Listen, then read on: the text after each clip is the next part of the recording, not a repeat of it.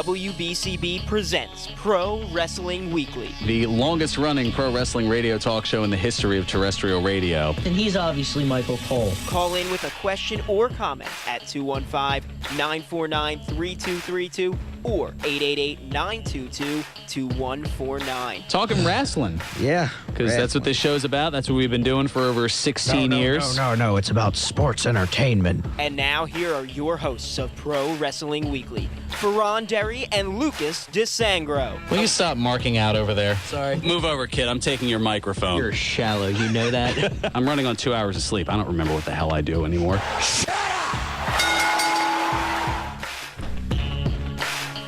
There's the sound of the bell, and we are set to go. This is Pro Wrestling Weekly here on 1490 WBCB and online at WBCB1490.com.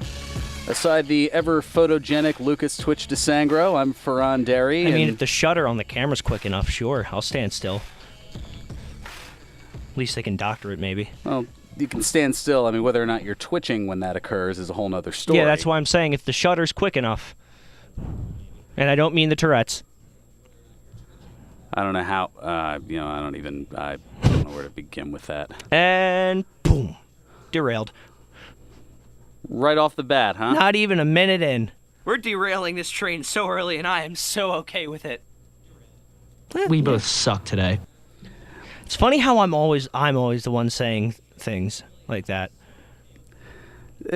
Well, if the verbal shoe fits. Fair enough. It's got to be a big shoe, though. Yep, and we've got a really big shoe here for you today. Yeah, see what I did there? Yes. It's as if I planned that, although I completely didn't. This is so off the cuff. Shattering the fourth wall. Breaking kayfabe. We've already done that one. No. That'll be coming out of the break. Okay. Yeah, that's the only break that we've got going on here. Well, actually, no, we've got 2 timeouts as usual, but a lot certainly to get into. We've got the Fastlane pay-per-view tomorrow. Yes, we do. And that will certainly, we'll get into our predictions certain to go wrong a little bit later in the show here, as we do, and also quite a bit of news to get into, and where to start? There's a plethora of news stories today. Or a plethora, as Lex Luger so notably said. I was going to say, there's a lot of other things he said, like, when he hits someone or is getting hit. Oh, okay. I guess there is that. The Luger cell. Love it. Yeah, there definitely is that, and then there's also the infamous, I don't know, Super Bowl Saturday, and these t-shirts are too tight too, Billy. Oh goodness, yeah, that was indeed also a thing. That's for sure. So yeah, there's a few different options. We'll leave it at that. Just like the news. Well, let's talk about I guess a few people's boy, Rey Mysterio. Yeah, he unfortunately suffered an injury. It wasn't his knee, though. No, it wasn't his knee. At the Northeast Wrestling event this past Friday, or actually not yesterday, but a week ago Friday, in Waterbury, Connecticut. Dave Meltzer of the WrestlingObserver.com reporting that Mysterio suffered a left biceps injury, but was able to finish the tag team main event. The timing, well, it really couldn't have been worse for Mysterio, as Mike Johnson, a PW insider, reporting that Mysterio was actually scheduled to meet with Triple H prior to the independent show with the goal of finalizing a WWE deal, but he ended up flying to Saudi Arabia to finalize a new live events deal, which we'll tell you about coming up here in the show as well. And pretty much, yeah, he's not believed to be under a WWE contract at this point, and his injury could derail that along with his scheduled match with Jushin Liger at the New Japan Pro Wrestling show in Long Beach, California, 2 weeks from tomorrow. Strong style evolved. Yeah, that so there is that. That's a bit unfortunate, to say the least. Most unfortunate. So we've got that going on, and also let there be celebration in Mudlick, Kentucky. Yes, WWE announcing that Hillbilly Jim is joining the 2018 Hall of Fame class. Yes. Do not go messing with a country boy. That's Best lats in the business. Yeah, that I know I mentioned that at some point along the way we were talking about that. You know, you got a good muscular physique when you look like Tom from Tom and Jerry in that striped suit. Just wide. Yes. Wide and wide in the shoulders, narrow in the waist. Sort of. Exactly. That was something that, I don't know, always jumped out at me. That's even, and his contributions, especially during the mid '80s, during that rock and wrestling connection, certainly notable with the Hulk Hogan rock and wrestling cartoon. Yes. Just as a few examples, yeah, definitely, it's weird. It's a name that you don't necessarily think comes to mind right away, and then when you hear it, you kind of go, "Oh yeah, I could see that." No arguments or complaints against that. I definitely don't have any arguments. Obviously I wasn't alive during his time, but always fun watching Hillbilly Jim segments and promos, and who could forget his WrestleMania 3 match? Oh, yeah, true. Against King Kong Bundy, the six-man tag with the also two-man involving tag if you really count it accurately. Not going there. Okay. Yeah, but no, with the two little folks as well. Yes, that's more so where we're going with that here. Also, yeah, where's the inappropriate belt when you need it? I'll have to work on that. Also, yeah, I guess now's the time to kind of get this out of the way, because I try to get some of the not-so-fun news out of the way early. WWE broadcast team member Jonathan Coachman is accused of sending inappropriate texts and photos of himself to a former female coworker. Yeah, uncomfortable. Adrian Lawrence filed a lawsuit against ESPN that referenced Coachman's alleged behavior. The lawsuit stating, quote, "On or around January 18, 2016, SportsCenter anchor Jonathan Coachman emailed Ms. Lawrence offering to provide her with mentorship and providing his cell phone number. When he contacted her via text, he quickly turned a professional conversation into a personal matter, asking about her musical interests. He was employing the ESPN Predators playbook. Colleagues then cautioned..." Wait, I'm sorry, the what? ESPN Predators playbook. This is according to the lawsuit statement. Colleagues then cautioned Ms. Lawrence that Coachman was notorious for sexually harassing female employees. After learning that, Ms. Lawrence made an effort to communicate to Coachman that she had a boyfriend, after which she did not hear from him again, and he made no offers of mentorship. Coachman's reputation for making unwelcome sexual advances toward women and engaging in other sexually harassing behavior was not a secret. Carrie Chow had warned Ms. Lawrence about him when he gave the short list of men at ESPN who were notorious for sexual harassment. Coachman had sent Walsh, it doesn't say who that was referencing here, inappropriate photos of himself and text messages, falsely telling her colleagues that they were romantically involved and that she, quote, wanted him, another common practice of men at ESPN. At least one young production assistant who joined ESPN just out of college had complained to Ms. Lawrence about Coachman making her feel uncomfortable by complimenting her physical appearance and making passes at her. And then the statement also added, when Ms. Lawrence complained to Jack Obringer, senior coordinating producer of studio production of ESPN, that she was being sexually harassed by another individual, Obringer guessed that the harasser was Coachman and indicated that his inappropriate behavior toward women was well known to management. Nevertheless, Coachman continued to appear in ESPN commercials and on SportsCenter without discipline or accountability until he was quietly dismissed on or around April 26, 2017 via layoff. End quote. Is not look, I was a bit skeptic at first. Not gonna lie. But then again, after hearing the full details of that, that does not look good. Or sound good. Or is good in general. Oh, geez. And you'd think like with everything that's happening, you would think more and more guys would learn to, like sort of nix that sort of behavior. Well, I think it's one of the, I mean, it's come out in recent months, maybe within the last half year, but maybe not necessarily at that time that those alleged events had occurred.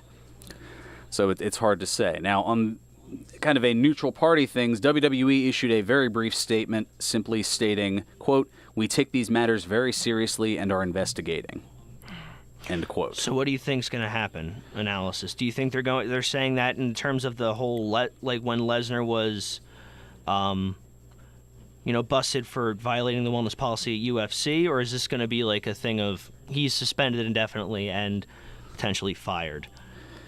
Well, it's hard to say. I mean, now, Coachman did provide a counter statement and did so in the best possible way. Twitter. Oh. Obviously, because there's no way that could backfire. He said on Twitter, quote, "I will address this only once because I am seething today. In 21 years of being a professional, I have never been more offended in my life. In my 9 years, I can count on one hand the amount of times I interacted with anyone other than a co-anchor. To allow someone to spread vicious lies and flat-out fabrications is not okay, and it's time someone stood up for themselves. Jameel Hill addressed her lie last night," referring to, I believe, racial allegations as far as Jameel Hill, one of the other ESPN anchors, SportsCenter anchors. He goes on to say, "I am not a part of this lawsuit because I have never done anything wrong. My reputation speaks for itself, and anyone that has ever worked with me will back that up. I am also offended that someone can dangerously throw people's names into something for the clear attempt at getting headlines. This is the only time I will address this because I am not a part of this lawsuit. My heart goes out to anyone falsely accused of anything. Trust me, it doesn't feel good. But most of you have been incredible and supportive, onward and upward." The thing is, like, obviously there's no telling whether or not who's telling the truth and who isn't. But when these things, I don't know. It's really hard to tell what's going to happen with this. I will say it's. I don't want to say refreshing because it's almost painting that in a positive light, but it's different to see him. Address it's different for someone in that situation to address something in the way that he did. But yeah, that's interesting to see how this is going to end up. I don't know. Where's Bud Collier or Gary Moore when we need him to see who is sworn to tell the truth? Will the real Jonathan Coachman please stand up? Yeah, I just completely dated myself with that reference. No, there. I just really tried. You know it from the Slim Shady song. Come and on that was now. what I was really trying hard not to quote, to be honest, because it's just, Because that's all that you know it from. Yeah, pretty much. Oh, I'm John Coachman. No, I'm the John Coachman. All you other John Coachmans are just... Yeah, I'm done. Showboating? No, I don't know. Ooh, there. See? Good job. I did an improv thing. Wayne Brady, sign me up. Whose line? Yes. No, maybe not. That's not going to work out so well. So yeah, there's that going on. I don't know. Do we want to get all the bad news out of the way in the first segment here and have it run a little longer, just to kind of brighten things up as we move along? Start at the bottom and go slightly up from that. And we're there. All right, yeah, and we are there. So in this case, let's go to the next thing here, which I know is going to sound like a rehash from last week, but yeah, more Sonny news. Do I want you, Sonny? Maybe in '96. When you weren't even born. Yeah. This should be me saying this, because, yes. Yes, 14-year-old Fearon, absolutely. Now in 2018, well, that's a whole other story. But yes, more details on Tammy Sytch's arrest last week, as this was something that I had missed. This as a fugitive from justice. Sonny the fugitive? It wasn't her, it was the one-armed man. No.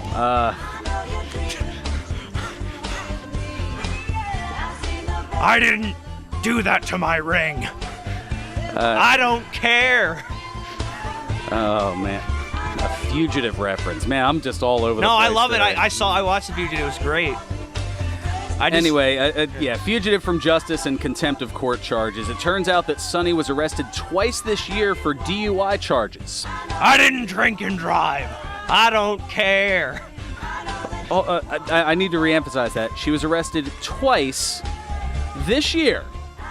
We are 10 weeks into the year for DUI. Now, according to TMZ, Sytch was arrested in New Jersey on January 23rd and again on February 2nd.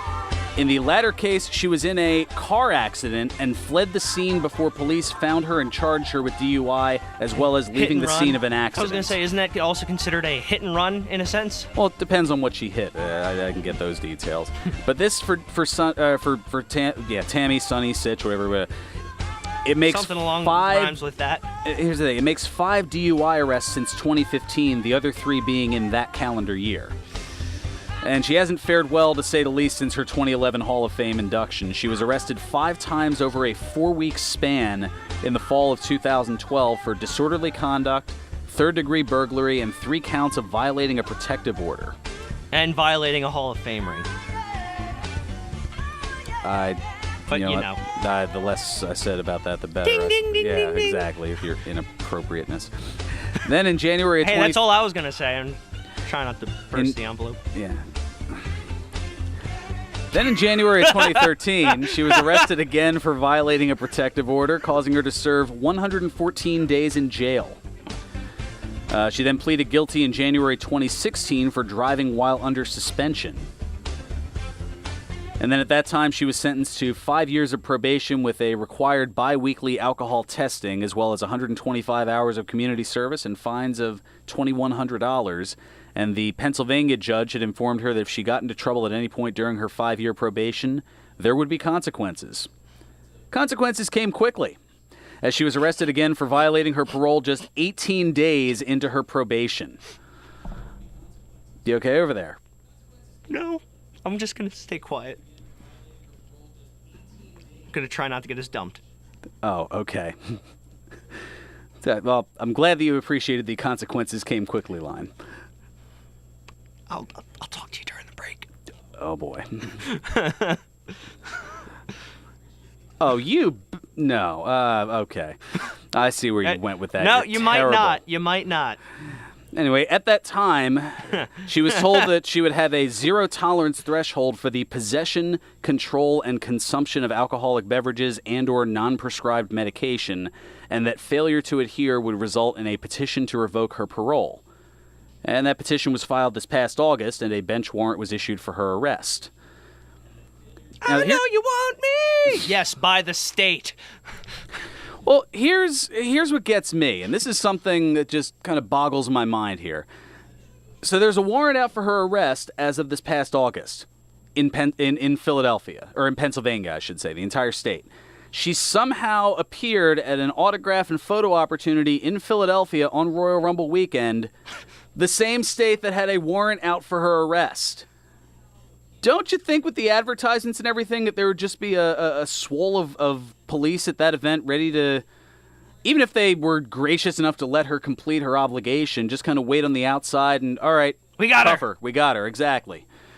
It's almost like she was hiding in plain sight. Exactly. I don't know. Maybe wouldn't there even be like people at the event, like policemen to make sure nothing happens? Maybe even wrestling off-duty cops that are wrestling fans. Maybe call up their buddy, say, "Hey man, isn't she wanted by the state? Do you want to get a few cars down here? I can't do anything because I'm off duty, but I'll get you an 8x10." I'm almost like picturing Jake the Snake Roberts from Heroes of Wrestling saying hello and smacking his forehead. That was for different reasons. Well, yeah, but I mean that just, I don't know. That boggles my mind, and I'm probably going to catch hell for it later. Anyway, based on Pennsylvania court records, Sytch could be facing up to 5 years of jail time, plus whatever additional penalties and possibly even additional charges that the court may opt to bring against her. Good. She's not going to learn. It is unfortunate. I mean, it is. There was a period where it was so bad that WWE had ceased covering her rehabilitation attempts. They had been covering that for a time? Well, yes, as part of their, I mean, for any of their former talent who... Oh, covering as in, like, insurance. I thought you meant, like, for some reason, news-wise. No, like no. No, I know what you mean now. Yeah, no, providing Insurance financial and stuff. support, for their attempts at recovering and rehabilitating and all those things. Yeah. So, yeah, it's not looking great at the moment for the Hall of Famer. Neither is she. Well, yeah, there is that. There it is. All right, let's take care of some. We're late for a break. Oh man, We're late. well at least We're you know late what. for a very important break. Yeah, exactly. Alongside the White Rabbit Twitch DeSangro, I'm Fearon Derry. This is Pro Wrestling Weekly here on 1490 WBCB. Would that make me the Mad Hatter? Potentially, yes. Or yeah. I mean, you do sort of. If you dyed it orange, you'd have the Johnny Depp hair from the movie. Oh man. Yeah. Maybe I'm more like the March Hare. I don't know. Hair. Fair enough. Well, we're in March. Anyway, this is Pro Wrestling Weekly here on 1490 WBCB and online at WBCB1490.com. Philadelphia Protestant Home is a premier senior living community that offers affordable, quality, independent living, personal care, skilled nursing, and rehabilitation. PPH is located on a beautiful, serene campus within minutes of Bucks County and features a variety of on-site amenities for active lifestyles. Elegant dining services, ice cream parlor, indoor pool and wellness center, bowling alley, computer learning center, greenhouse, bank, market, and coming soon, a pharmacy. Call now to schedule a tour, 215-697-8000, or visit us on the web at pphfamily.org. At PPH, we're family. Join Rebecca's Forecast Tuesday at 10 a.m. She'll take your calls, questions, and fill you in on what's happening for your personal sun sign. Join Rebecca's Forecast once again every Tuesday at 10 a.m. right here on 1490 WBCB. You won't see termites crawling across your floor, but thousands might be devouring the wood in your walls, weakening the structure of your home. For over 50 years, termite proofing and pest control of the Delaware Valley has been in the exterminating business. If you think you have a pest problem, they're the experts. Call them today at 215-639-5455. That's 215-639-5455 for TPPC. Termite proofing and pest control of the Delaware Valley gives your home or business peace of mind, knowing your pest problem is in their hands. Located at 1560 Bristol Pike in Bensalem, they use only EPA-approved material applied by licensed technicians. Call Termite Proofing and Pest Control of the Delaware Valley at 215-639-5455. First graders programming robots? Parent Amanda Showers. She's like, Mom, the robots that we use in school, we hook it up on the iPad and we type stuff in and it does what we tell it to do. Teacher Tiffany Hogg. The curiosity, I think, is important because if they're curious about something, they want to learn more. Success starts here in my classroom. My daughter's success starts here. To learn more about today's public schools, go to successstartshere.org. Sponsored by the Pennsylvania School Boards Association. Got the Luigi death stare from Fearon, so he might have I didn't give you the Luigi death stare. That's not true. You're breaking kayfabe. Breaking kayfabe. We're gonna break something else during this commercial. There we go. All That's right. what I like to see. And now, more Pro Wrestling Weekly with your hosts, Fearon Derry and Lucas DeSangro. Are we getting into that controversy again? I know how it feels, and it's not fun. Welcome back to Pro Wrestling Weekly here on 1490 WBCB and online at WBCB1490.com. Fearon Derry and Lucas Twitch DeSangro here with you talking all kinds of wrestling stuff. And before I forget, because it's going on later today here, the string of autograph signings continues at George's Cards and Collectibles this evening from 6 to 8 p.m. Former WWE and WCW superstar Lord William Regal will appear at George's Neshaminy Mall location, and once again, the perturbed look on Twitch's face. Not perturbed, just sad. Oh, okay. I want to meet Regal. Not frustrated? Frustrated isn't the... Yeah, no, we're... Yeah, more melancholy. Aw. I know. Fair enough. I know. It would be good to see him again since the last time I saw him was WrestleMania 29 Access. Yeah, I didn't even get to meet him. The chance to interview him. Yeah. Show. Well, I would have met you a few months later, so... Yes. Yeah, that was a thing back then. But yes, William Regal will be at the George's and Chamonix Mall location this evening. And George's has 3 locations for all of your cards and collectibles needs. Their original store at 7755 New Falls Road in Levittown, in the Neshaminy Mall in the movie theater wing, and their newest location in the Oxford Valley Mall on the 2nd level next to Charlotte Russe. For more information, go to georgescollectibles.com and follow George's Cards and Collectibles on Facebook. Yes. You had a bit of a perk as I said Charlotte Russe. Never heard of that before. Well, they advertised previously that it was next to Starbucks, but Starbucks is no longer in the mall, so I had to go with the thing next to it.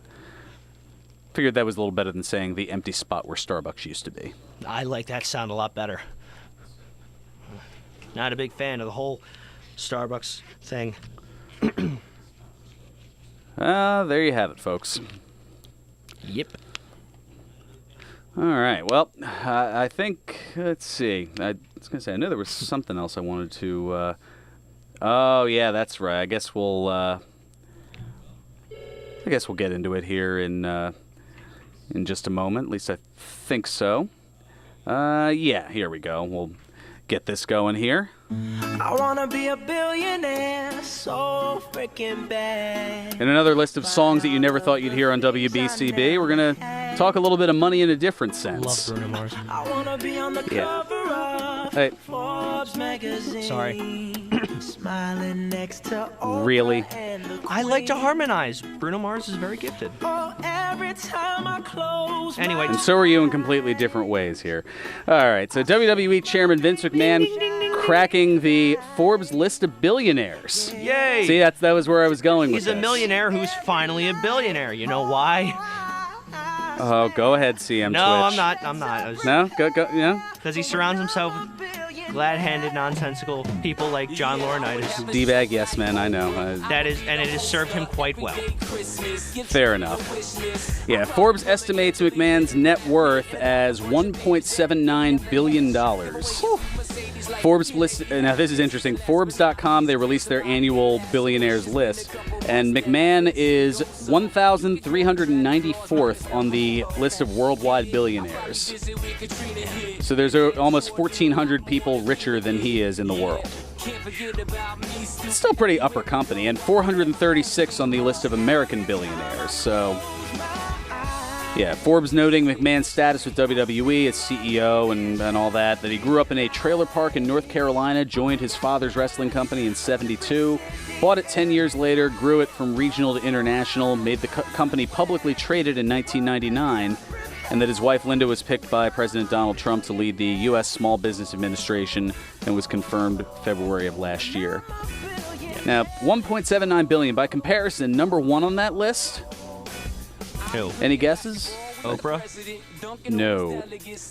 Although it's funny because, yeah, I know they mentioned Oprah in this song here, but no. Jeff Bezos, Amazon owner, who has $112 billion. Followed by, at number 2, Bill Gates of Microsoft fame with $90 billion. And then some other recognizable names include Facebook creator Mark Zuckerberg, at number 5 worldwide with $71 billion. And 7 members of the Walton family, owners of Walmart, including slots 14, 15, and 16 with just over $46 billion each. Okay.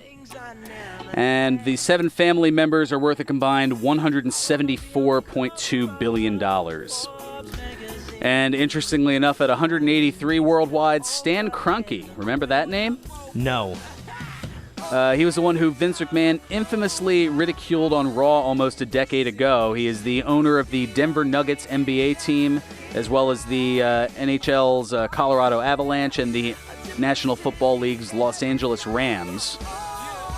It was because Raw was scheduled to be in Denver, and I guess the Nuggets they weren't supposed to make the playoffs, but did last minute, and they basically, based on the NBA schedule, said, sorry, WWE, we can't have Raw here like we had initially planned. Oh, yeah, so that explains the whole Lakers and Nuggets thing they did. Yep, exactly, because they ended up having it at the Staples Center. So, yeah, we'll I was going to say, we'll rehash that, as I believe later this year is 10 years ago that they did that, hysterically. Oh, and oddly enough, Stan Kroenke's wife is one of those members of the Walton family that we talked about a minute ago here. She's tied at 251 on the list with $6.6 billion. It's a lot of cheddar. It is. And in other damn they're rich news, WWE revealed a corporate filing this week with the Securities and Exchange Commission where they stated notable 2017 executive salaries. So here's how much certain people made in WWE last year, at least as far as their contracted salary. Vince McMahon personally, $1.4 million with an M. Yeah, Triple H, he got just under $685,000, and that doesn't include his additional performance contract of $1.5 million. So, yeah, it's a combined 2.1, almost 2.2 million. And then there's, I know where you're going to go with this next, so save it, Twitch Cornette. Executive Vice President of TV Production Kevin Dunn. How much? $925,000. Oh, Elizabeth. Having a Sanford and Son moment over here. I wasn't going Cornette. I was going Sanford and Son. Fair enough. Elizabeth, this is the big one. And then there's good old Stephanie McMahon. As an executive and on-air performer combined, made $2.2 million. Oh. And Shane McMahon is just an on-air performer, $1.3 million. Oh, here comes the money indeed. Here comes the big one. Elizabeth. I'm coming to join you, honey. Alrighty, so man, what a slew, to say the least. Meanwhile, yeah, there's a whole bunch of us making nowhere close to that. I can't even afford to imagine what having that kind of money. I'm a college student and an independent professional wrestler. I need a loan to classify as broke. Ah, that's a good one. Okay. Thank you, Dana Gould. Of course you borrowed it from somebody else. What else did you expect? Me come up with original material? Huh. Come on. Well, there's plenty that you have here on the show. By the grace of God, apparently. Grace is something. Wasn't my wit. Fair enough. All right, let's get back on schedule here. And I think we just found a return. Yeah, a new return bit. Have to keep it in mind. Yeah, definitely the time to talk about this. The celebration is on at the Broken Goblet Brewery, 1500 Grundy's Lane in Bristol, PA. Get on over to the Goblet right now, as on tap and possibly still available in a limited supply of crowlers is No One Likes Us, We Don't Care. The 6.7% unfiltered IPA, dry hopped with Vic's Secret and Equinox hops to bring out the pineapple, passion fruit, and citrus notes. And the Broken Goblet is working with Philadelphia Eagle and awesome victory speech giver Jason Kelsey to partner with Connor Barwin's Make the World Better Foundation. Kid's a hell of a promo, I'll tell you that. Yeah, a little profane, though. 20% of all the new beer sales will be donated to the Make the World Better Foundation. They'll have T-shirts available for sale. There's tents with outdoor music. One crowler per person, and absolutely no growler fills due to the limited nature of the beer. And from what I saw of their post even an hour before we went on the air, at that point there were 270 people in line, and there were only about 500 crowlers available. I don't know if there's going to be enough by the time I finish on the air here and rush my way over there. I'm Probably sure not. as heck going to try, but we'll see how that goes. So, yeah, I would say get one for me, but since it's one per person, I'll have to take care of it myself. Also, you can head inside the tap room and enjoy some great brews, including the Broken Batch Odie McOatface, an IPA with added oat milk. Also, there's Old Toby, a Belgian pale ale brewed with basil, and the return of the Escorted from the Building Irish Red Ale. You love these names. I do. I love everything about the Goblet. And you don't even drink. I know. Because you're not legally allowed to. And even if you were... I'm wearing my Dare shirt. You know what's up. Well, it's because you haven't colored in the X's on the back of your palms yet. I didn't even draw them. Yet. That's him scribbling now. You can hear it in the background. Nice cover. few reasons why it's always a good time at the Broken Goblet Brewery, 1500 Grundy's Lane in Bristol, PA. Twitch doesn't like me, and he doesn't care. Broken Goblet Brewing, the semi-official brewery of Pro Wrestling Weekly. Please enjoy responsibly. All right, we're going to come back, and we've got more news and notes to get into. Also, our predictions certain to go wrong for Fastlane and other hilarity and insanity. This is Pro Wrestling Weekly here on 1490 WBCB and online at WBCB1490.com. I'm Henry Carpenter, a certified elder law attorney, and we're Bucks County Elder Law, a life care planning law firm. I'm often asked, what is elder law and why do I need an elder law attorney? Elder law is a unique practice. It combines a number of divergent areas of law to help older adults and their families address the issues that arise during the aging process. Typically, a certified elder law attorney will go beyond just giving legal advice by creating and participating in a customized plan addressing a client's legal needs for today and the future. We want to be a resource to assist clients through the aging process by giving advice on complicated issues like Medicaid, planning for incapacity, planning to preserve family assets, and coordinating planning for care. Elder law attorneys strive to obtain the best possible result for each client. Our goal is to meet our clients' needs so they can age in place and remain independent for as long as possible. At Bucks County Elder Law, we empower you to make the best legal, care, and planning decisions for you and your family. We invite you to call us today at 215-493-0727 to schedule a free initial consultation. Join us each Tuesday at 9 a.m. for Senior Legal Strategies right here on WBCB and to visit our website at buckscountyelderlaw.com.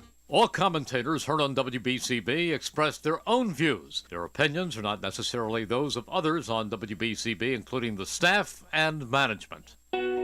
The thought of my sons growing up without me inspired me to quit smoking. I talked to my doctors, and then I threw away all my cigarettes, ashtrays, and lighters. I started exercising instead of smoking. Letting my friends online know I was quitting kept me on track. Staying away from alcohol when I was first quitting was key. I kept on trying, learned something each time. Do whatever it takes. No matter how many times it takes. We did it. You can too. For free help, call 1-800-QUIT-NOW. A message from the Centers for Disease Control and Prevention. College Hoops Hysteria, all March long at the #1 sports bar in America, Chickies and Pete's. It's totally awesome. This Thursday and Friday at all Chickies and Pete's. Enjoy an unbeatable all-you-can-eat meal deal for one low price while you watch every tournament game. Chickies and Pete's, where you'll find the best in-game experience anywhere. Hey, baby, get details on tournament specials and locations nearest you at chickiesandpete's.com. It's going to be out of sight. chickiesandpete's.com, totally awesome. Pro Wrestling Weekly presents Today in Wrestling History, March 10. On this date in 1997, WCW Monday Nitro aired live from Panama City, Florida. In the main event, Kevin Sullivan fought Hardbody Harrison to a no contest. On this date in 2003, WWE Monday Night Raw aired live from Cleveland, Ohio. In the main event, the Hurricane pinned The Rock in a no disqualification match. On this date in 2008, WWE Monday Night Raw aired live from Milwaukee, Wisconsin. In the main event, Shawn Michaels fought John Cena to a no contest. On this date in 2013, TNA held its Lockdown pay-per-view. In the main event, Bully Ray pinned Jeff Hardy in a steel cage match to win the TNA World Heavyweight Championship. This has been Today in Wrestling History, March 10. Hi, this is Jim Cornette, and you're listening to Pro Wrestling Weekly with Fearon Derry on 1490 WBCB.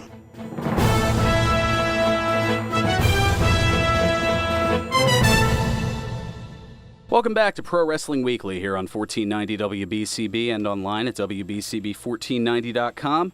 Alongside Lucas Twitch DeSangro, I'm Fearon Derry. We've got wrestling stuff to talk about here. Stuff. Yeah, lots of stuff. Including where old Twitchy Poo and I are going to be later tonight. At the MFPW, it returns to the world-famous Monster Factory at 541 Mancho Avenue in Paulsboro, New Jersey for Monsters Are Real.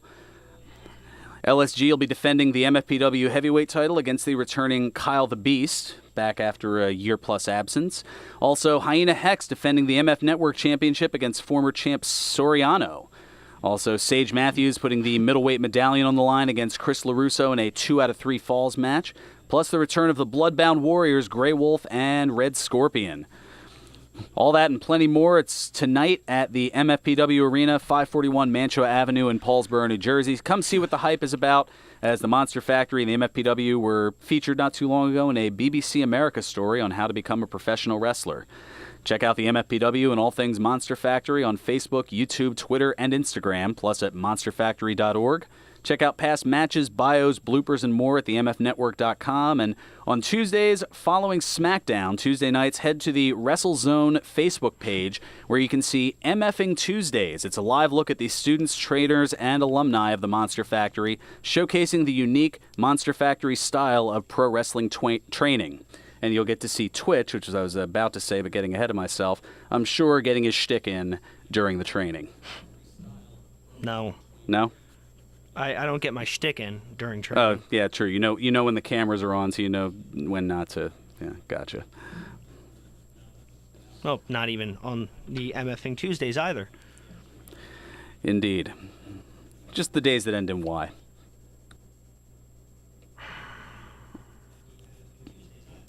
It's funny because it's true. Sure. It's a little bitter than usual today. You must be hungry. You're not you when you're hungry. And it looks like you're not WrestleMania without Snickers. WWE issuing a press release on Monday to announce that for the third consecutive year, Snickers brand will serve as the exclusive presenting partner of WrestleMania 34. Obviously, the big extravaganza worldwide, which will take place Sunday, April 8th. At the Mercedes-Benz Superdome in New Orleans and stream live around the world on WWE Network. That is, to say the least, great, although in another case, great is a relative term. What? I was going to say, hopefully, WrestleMania also satisfies. Indeed. WWE issuing a press release to announce that a 50-man Royal Rumble match will be scheduled in Jeddah, Saudi Arabia. Yeah, the Saudi General Sports Authority, in partnership with WWE, will present the greatest Royal Rumble event at the King Abdullah Sports City in Jeddah, Saudi Arabia on Friday, April 27th. For the first time ever, the Royal Rumble match will feature 50 WWE superstars. Wow. And you thought it was long at the Royal Rumble this year with 230 individual Rumbles. I was going to say, imagine, remember the 41 back in 2010? I most certainly do. How long did that take? Quite a while. In fact, gosh, if I remember right, I was at former co-host Richie Blyweiss's house for that. There's a name you haven't heard in a while. The other co-host. Nah, I like Richie. Just messing around. Yep, and now we've got Twitch, the other white meat. Sure. Yeah, we'll go with that. Sure. Bum, bum, bum. Sure. Damn. All right. For the first time ever, 50 superstars. It's part of a 10-year strategic multi-platform partnership in support of Vision 2030, Saudi Arabia's social and economic reform program. Don't anticipate it being seen on the WWE network, as this looks to be a big live event as opposed to a network special. And there have also been reports, but nothing confirmed, of WWE planning a major stadium show in Australia. Ooh, saucy. Saucy, Aussie, Aussie, oi, oi, oi, indeed. Ha! Also, WWE announcing that Ronda Rousey will appear on each edition of Raw leading up to WrestleMania 34, including this Monday in Detroit, on March 19th in Dallas, Texas, the 26th in Cleveland, Ohio, and on April 2nd in Atlanta, Georgia. And though nothing is official, it looks like WWE is building to Rousey and Kurt Angle against Triple H and Stephanie McMahon for WrestleMania. Oh, no, it is confirmed. They confirmed it on Monday. Oh, they did confirm it on Monday? Okay. Yeah. Didn't realize it was officially official. I guess because I was looking at Fastlane, I didn't quite look ahead to WrestleMania.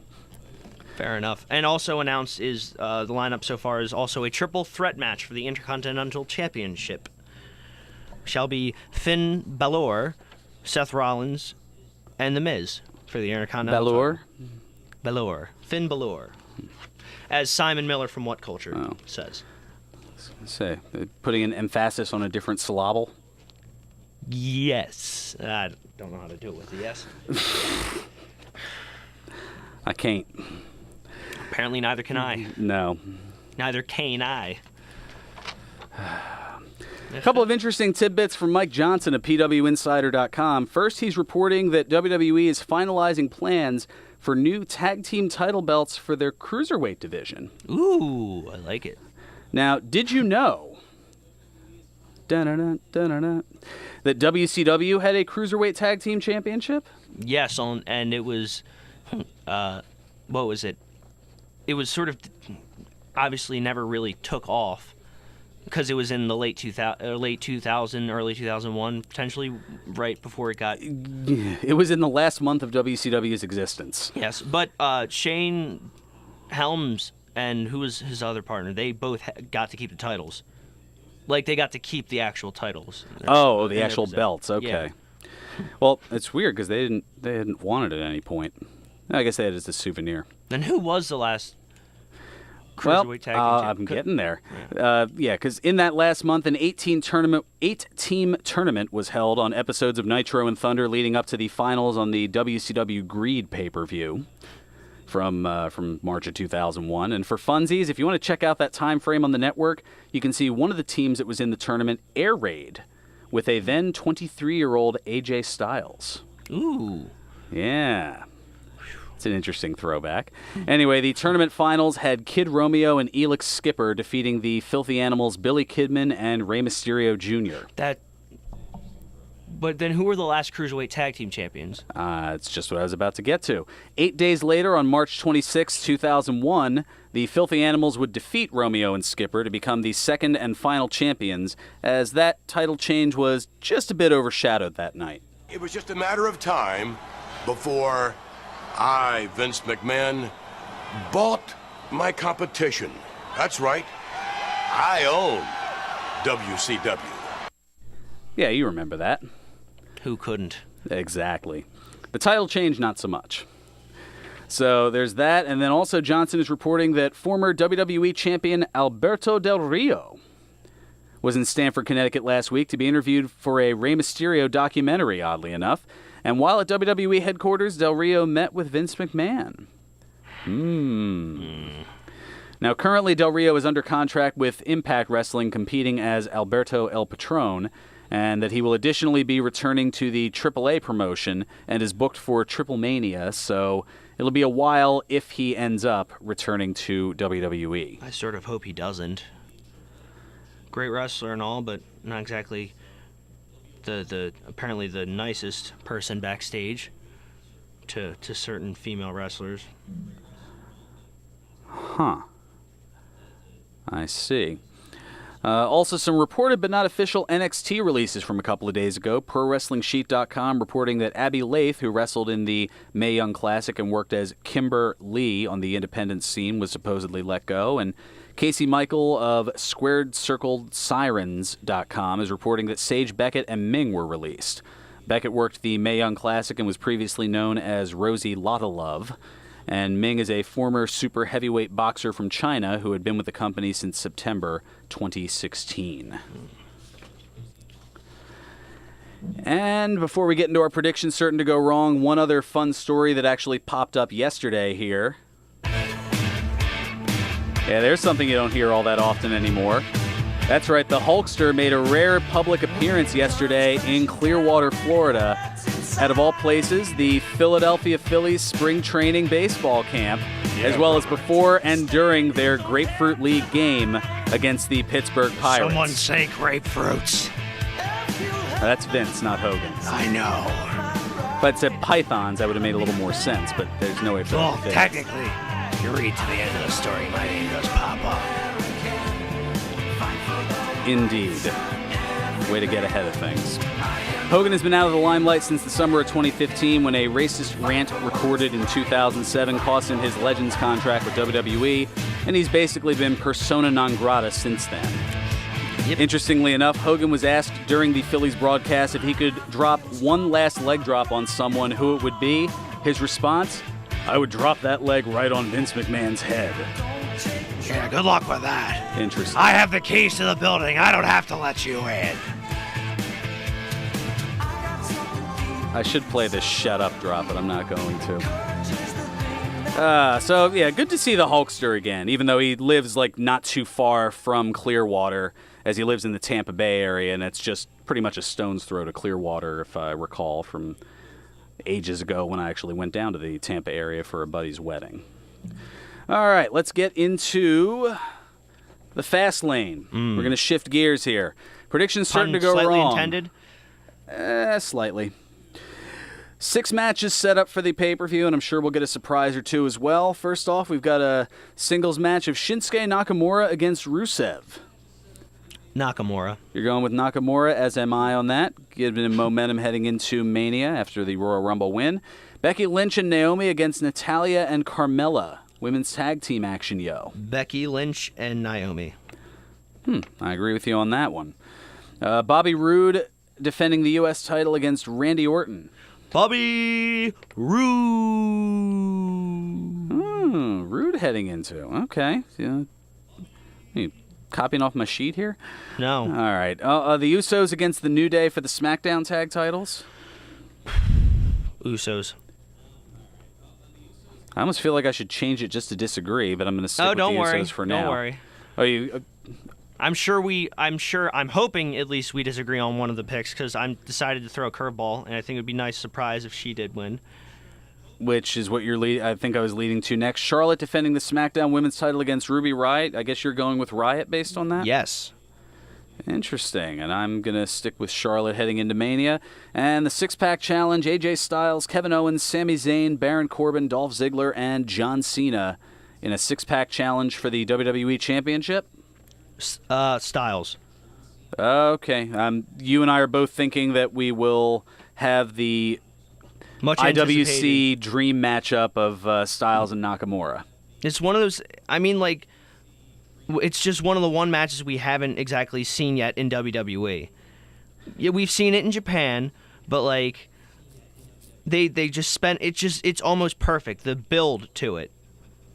You know, from Money in the Bank to now. I know they probably weren't purposely doing it, but it just, as soon as they were across each other from that ladder, and the crowd went crazy. It was like, all right, how do we long-term our way to this? And now they have. All right, so we are at that point with about 3 minutes left to get into... birthdays! Absolutely. 3 plus 2 Brucey bonuses. Ooh. All right, this one is a biggie to start off with. On this date in 1940, Carlos Ray Norris was born. The actor, martial artist, and internet phenomenon who was a guest at WrestleMania 7 in 1991 and a special outside enforcer for the Undertaker-Yokozuna casket match at the 1994 Survivor Series, better known as Chuck Norris, turns 78 today. Roundhouse kick your way to a nice birthday. Absolutely.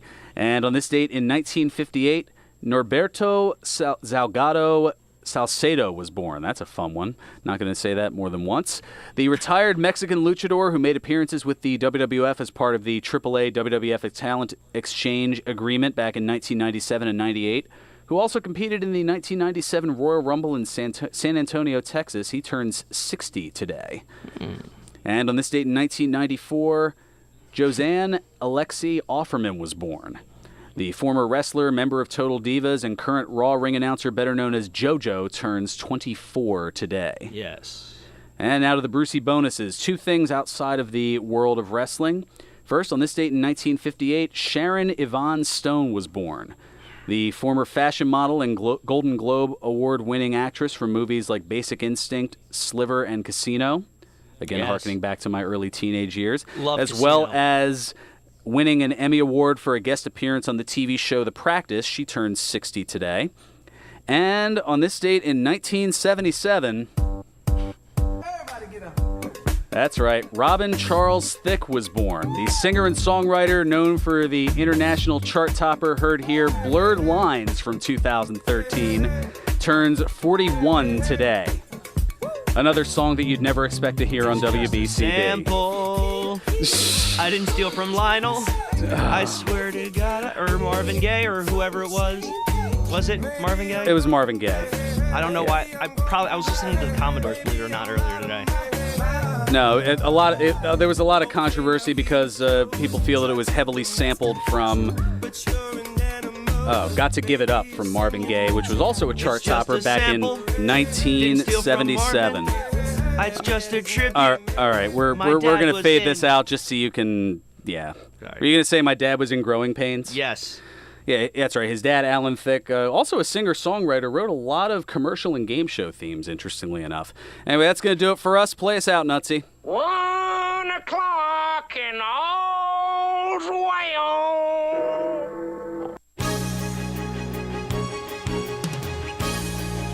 Celebrating 60 years of broadcasting excellence, we're 1490 WBCB.